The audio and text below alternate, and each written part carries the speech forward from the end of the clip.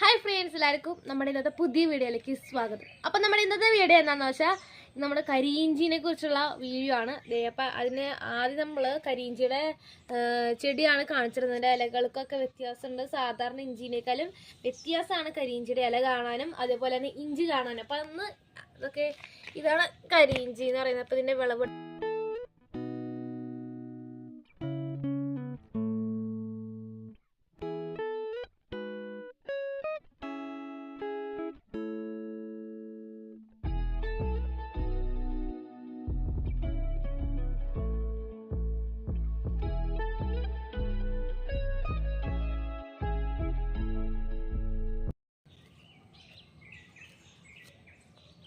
ഇതാണ് നമ്മുടെ ഇഞ്ചിയുടെ അകത്തുള്ള കളർ എന്ന് പറയുന്നത്.